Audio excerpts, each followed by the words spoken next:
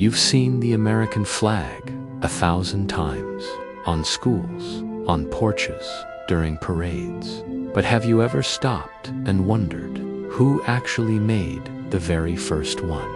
And why does it look the way it does? The story most of us know centers on Betsy Ross, a humble seamstress from Philadelphia. The year is 1776. The colonies have just declared their independence. And legend has it that George Washington himself walked into her small upholstery shop, commissioning a flag for this brand new nation. It sounds like a straightforward, picture-perfect moment from a history book, right? But the truth is, the flag's origins are a bit more complex and, frankly, more interesting. Back then, there wasn't just one official flag. Various designs were flown across the colonies. Some featured pine trees, others had coiled rattlesnakes with the warning, "Don't tread on me," and many even incorporated the British Union Jack alongside new, rebellious symbols.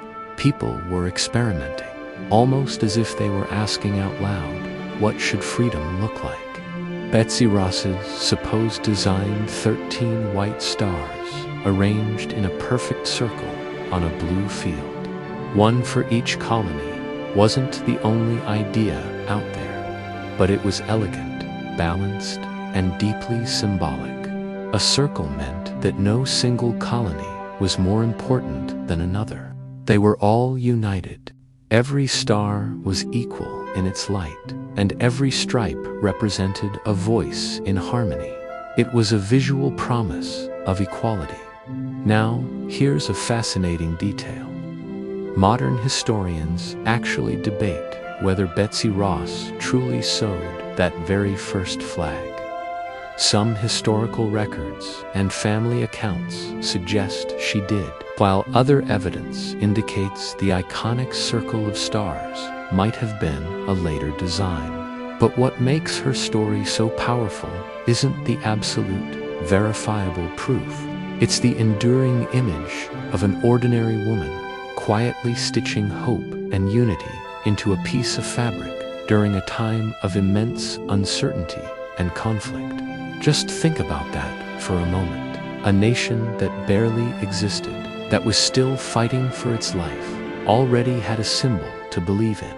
13 simple stars on a field of blue, waving defiantly in the wind. And maybe that's why the flag became so much more than just colored cloth. For the freezing soldiers at Valley Forge, it was a symbol of warmth and resolve against the bitter cold. For the founding fathers, it was a tangible promise they had to keep. And for us today, it represents memory, sacrifice, and yes, a sense of shared identity. So, the next time you see the flag, try to imagine that little shop in Philadelphia, with Betsy's hands carefully working by candlelight. Remember that the American flag isn't just a static piece of history. It's a story that's still being told, a story of ordinary people dreaming of something extraordinary, and then having the courage to create it. Thanks for watching, and if you enjoyed this story, don't forget to like and subscribe for more.